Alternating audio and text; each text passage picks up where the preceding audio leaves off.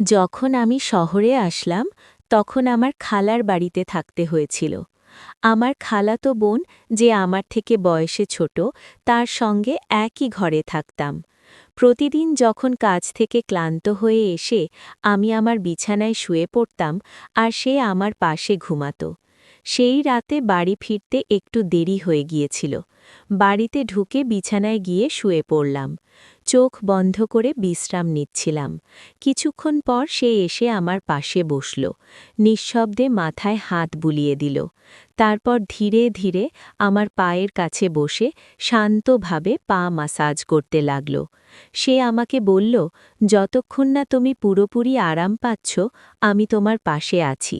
এই বলে সে আমার পা মাসাজ করতে থাকল। তারপর সে সেদিন সকালে পূজা আর আমি দুজনেই বাড়িতে ছিলাম।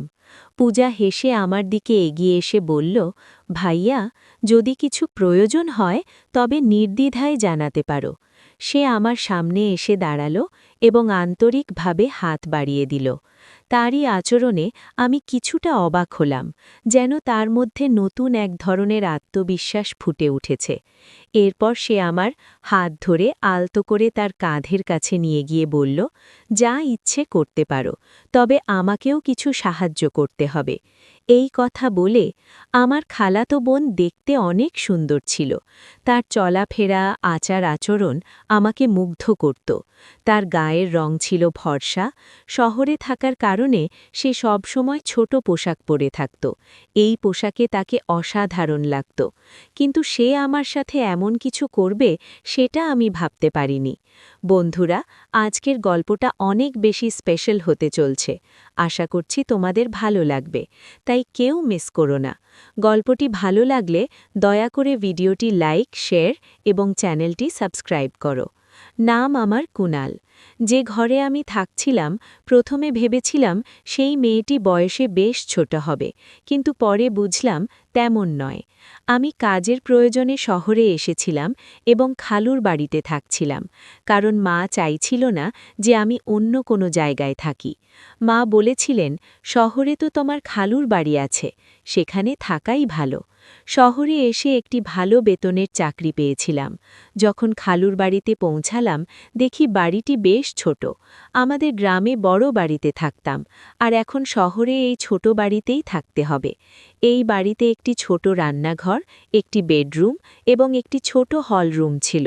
বাড়িতে খালু, খালা আর তাদের মেয়ে থাকত। খালু গ্রামের সবার কাছে বলতেন যে শহরে তার বড় বাড়ি আছে। তাদের মেয়ে পূজা এখন 18 বছর বয়সে পড়েছে। পূজাকে নিয়ে আমার কিছুই জানা ছিল না। যখন সে আমার জন্য এক গ্লাস পানি নিয়ে এলো, আমি অবাক হয়ে দেখলাম। শেষবার যখন দেখেছিলাম তখন সে মাত্র 9 বছরের ছিল। এখন সে অনেক বড় হয়ে আরও সুন্দর হয়ে উঠেছে। আমি পানি খেলাম, এরপর খালা আমার জন্য কিছু নাস্তা নিয়ে এলেন। আমার খালু আমাকে দেখে বেশ খুশি হয়েছিলেন, কারণ মা আগেই তাকে বলে রেখেছিলেন যে আমি কিছুদিন শহরে তাদের বাড়িতে থাকব। যদিও আমার একটি ভালো বেতনের কাজ ছিল, মা বরাবরই বলতেন যে অন্য ছেলেদের সাথে থাকলে আমি হয়তো খারাপ হয়ে যাব। তাই মায়ের ইচ্ছাতেই খালুর বাড়িতে থাকার সিদ্ধান্ত নিয়েছিলাম। যখন আমার খালাতো বোন পূজা আর আমি প্রথম দেখা করলাম, সে আমাকে দেখে কিছুটা চুপ ছিল। খালু খালার বাড়িতে একটা ছোট ঘর ছিল পূজার জন্য, আর খালু খালা নিজেরা হলহলেই ঘুমাতেন। আমি খালুকে বলেছিলাম, মাঝে মাঝে আমার কাজ করতে করতে দেরি হয়ে যায়, তাই একটু আলাদা ঘরের দরকার। খালু বললেন, আমি যেন পূজার ঘরেই থাকি। পূজা কিছুদিনের জন্য হলে চলে গিয়েছিল, আর আমি তার ঘরে থাকছিলাম। কিন্তু কয়েকদিন পর পূজা বলল যে হলে তার ঘুম ঠিকমতো হচ্ছে না, তাই আবার ঘরে ফিরে আসলো। এরপর থেকে সে আমার পাশে ঘুমাতে লাগল। পূজা দেখতে সুন্দর, আর তার বয়সও বাড়ছে। সেই রাতগুলোতে কখনো কখনো ঘুমের মধ্যে ভুল করে আমার হাত তার দিকে চলে যেত, কিন্তু আমি দ্রুত নিজের হাত সরিয়ে নিতাম। এরপর এক রাতে অনুভব করলাম সে যেন আমার পাশে আরও কাছে এসে শুয়ে আছে। ভেবেছিলাম হয়তো নিছকই কাকতলীয়, তবে এর পরের রাতগুলোতেও এমন অনুভূতি হচ্ছিল। খালুর বাড়িতে থাকতে থাকতে ২০ দিন পার হয়ে গেছে, আর এই সময় পূজা আমার অনেক কাছের মানুষ হয়ে উঠেছে। আমরা মাঝে মাঝে অনেক রাত পর্যন্ত জেগে গল্প করতাম। সে আমার বিষয়ে জানার তার ভীষণ আগ্রহ ছিল, যা আমাকে বারবার ভাবিয়ে তুলছিল। সে সবসময় আমার কাছাকাছি ভাবতে চাইত। মাঝে মাঝে খালা আমাদের গল্প করতে দেখতেন, কিন্তু তেমন কিছু বলতেন না, কারণ খালা আমাকে ভীষণ বিশ্বাস করতেন। এক রাতে আমি দেখি পূজা তার ফোনে কিছু দেখছে। কৌতূহলবশত আমি তার ফোনে উকি দিতে গিয়েছিলাম, কিন্তু সে সঙ্গে সঙ্গে ফোনটি বন্ধ করে দিল। তখন আমি তাকে মজা করে ফোনটি দিতে বললাম, কিন্তু সে ফোন না দেওয়ার জন্য অনুরোধ করল। আমি কিছু না বলে একদিকে ফিরে শুয়ে পড়লাম, কিন্তু কিছুক্ষণ পরে তাকে দেখে ঘুমিয়ে আছে। পূজার ফোনটি তার মাথার পাশে রাখা ছিল, তাই আমি আস্তে করে ফোনটি হাতে নেওয়ার চেষ্টা করলাম। সেই সময় পূজা পাশ ফিরল, আর আমার হাত তার উপর হালকা করে পড়ে গেল। আমি দেখি তার মুখে একটা মৃদু হাসি, যা দেখে বুঝতে পারলাম সে আসলে ঘুমায়নি। তাড়াতাড়ি ফোনটি হাতে নিয়ে খুলতে গিয়েছিলাম, কিন্তু ফোনটি লকড ছিল। পূজা তখন হাসছিল, বুঝলাম হয়তো সে আগে থেকেই সব জানত। কিছুক্ষণ পর আমি চুপচাপ ঘুমিয়ে পড়লাম। এরপর কিছুদিন কেটে গেল, আর আমার মাসের বেতনও এসে গেল। খালুর বাড়িকে নিজের বাড়ির মতোই মনে করে পূজার জন্য একটি নতুন পোশাক, খালুর জন্য ফর্মাল পোশাক, আর খালার জন্য একটি সুন্দর শাড়ি কিনে বাড়ি ফিরলাম। আমি পূজার জন্য কিছু জিনিস কিনে নিয়ে এলাম, যা দেখে খালা খুব খুশি হলেন। পূজা এখন আমার সঙ্গে আগের চেয়ে অনেক খোলামেলা কথা বলতে শুরু করেছিল। এমনি এক রাতে আমি পানি খেতে উঠে দেখি পূজা আমার পাশে নেই। ঘরের দরজাটাও খোলা ছিল। বাইরে গিয়ে দেখি রাত তখন 2টো বাজে। পূজা হলের পর্দা সরিয়ে কিছু দেখার চেষ্টা করছে।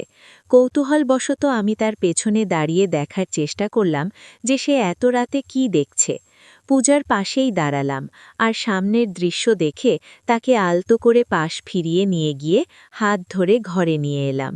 আমি বললাম, পূজা, এটা ঠিক নয়।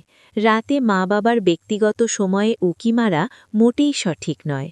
পূজাকে এভাবে দেখে আমার একটু বিরক্ত লাগল, আর সে দ্রুত ক্ষমা চেয়ে বলল, ভাইয়া, দয়া করে এই বিষয়টি নিয়ে কাউকে বলো না। আমি আর কখনো এমন কিছু করব না। আমি কিছু বুঝতে পারিনি। আসলে পূজার ভুলটা হয়তো খুব বেশি ছিল না। খালু খালার মেয়েটা বড় হয়ে উঠেছে, আর তাদের এখন কিছুটা ব্যক্তিগত পরিসর দরকার। পরের দিন আমি খালুকে বললাম, খালু, এখন সময় এসেছে, আপনি একটা বড় বাড়ি কেনার কথা ভাবেন। আমি খালুকে বললাম, এখন আমাদের পূজা বড় হচ্ছে, ওর নিজের একটা আলাদা ঘর দরকার, আর আপনাদেরও বড় বাড়ি হলে সবার জন্য ভালো হবে। খালু বললেন, 3জন মানুষের জন্য বড় বাড়ির দরকার নেই। তুমি এসে চতুর্থ হয়েছ, কিন্তু আমাদের এখনও কোনো অসুবিধা হচ্ছে না। তাহলে বড় বাড়ির প্রয়োজন কেন? খালুর এই উত্তর শুনে আমার মুখটা একটু মলিন হয়ে গেল। ঠিক তখনই আমার ফোন বাজল। ফোনে মা ছিলেন। মা বললেন, আমি তোমাকে একটি মেয়ের ছবি পাঠিয়েছি, দেখো তো তোমার কেমন লাগে। আমি মাকে জানালাম মেয়েটি দেখতে বেশ ভালো লেগেছে।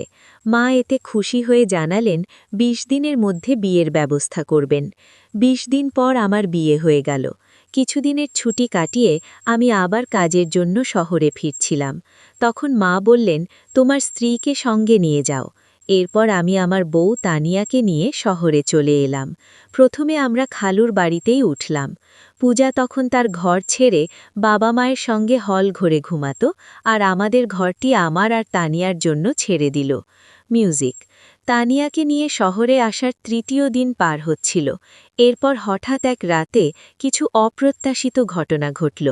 আমি যখনই আমার স্ত্রী তানিয়ার পাশে ঘুমাচ্ছিলাম, হঠাৎ দেখি হল থেকে কেউ উঁকি দিচ্ছে। তাকে দেখে আমি দ্রুত তানিয়ার পাশ থেকে উঠে বসলাম। আমাকে উঠতে দেখে সে চুপচাপ সরে গেল। তখন আমি ভাবতে লাগলাম, যদি তানিয়া এই শহরের পরিবেশে মানিয়ে নিতে পারে, তাহলে আগামী মাসেই আমরা আলাদা থাকার জন্য একটা ঘর খুঁজে নেব। কারণ আমি শহরে আসার পর থেকেই আমার খালাতো বোন আমাকে বিশেষ নজরে রেখেছিল, কিন্তু জানি না কেন। কিন্তু 5 দিনের মধ্যেই তানিয়া শহরটিকে অপছন্দ করতে শুরু করল। সে বলল, আমি এখানে বেশি দিন থাকতে পারবো না। গ্রামে থাকার অভ্যাস আছে আমার। এখানের পানি, এখানের বাতাস কিছুই আমার ভালো লাগছে না। হঠাৎ করেই তানিয়ার শারীরিক অবস্থা খারাপ হতে শুরু করল। অনেক দিন ধরে শহরের পানিতে আমার কোনো সমস্যা হয়নি, কিন্তু তানিয়ার শারীরিক অবস্থা খারাপ হতে শুরু করল। তাই সে গ্রামে ফিরে যেতে চাইল। আর আমি তার শারীরিক অবস্থার কথা ভেবে তাকে গ্রামে পাঠিয়ে দিলাম। এরপর আমি খালুর বাড়িতে একাই থাকতে শুরু করলাম। তানিয়ার প্রতি আমার যতটা ভালোবাসা থাকার কথা ছিল, ঠিক ততটা যেন অনুভব করছিলাম না। তার ছবি দেখে যেমন ভেবেছিলাম, বাস্তবে তেমনটা ছিল না। বিয়ের সময় তাকে দেখেছিলাম খুবই আকর্ষণীয়, কিন্তু বিয়ের পর মেকআপ ছাড়া দেখলে তাকে কিছুটা আলাদা লাগত। আমার স্বপ্নের মতো ছিল না। তবে সে অনেক ভালো এবং নির্ভরযোগ্য, তাই ওর সঙ্গে জীবন কাটানোর সিদ্ধান্ত নিলাম। তানিয়া গ্রামে যাওয়ায় আমার জন্য পরিস্থিতি একটু স্বাভাবিক হয়ে গেল। আমি শহরে কাজ করছিলাম আর একা থাকার জন্য আলাদা খরচ করা প্রয়োজন মনে করিনি। মায়ের ইচ্ছাতেই খালুর বাড়িতে থেকে যেতেই মনে হলো ভালো। তানিয়া যাওয়ার পর 3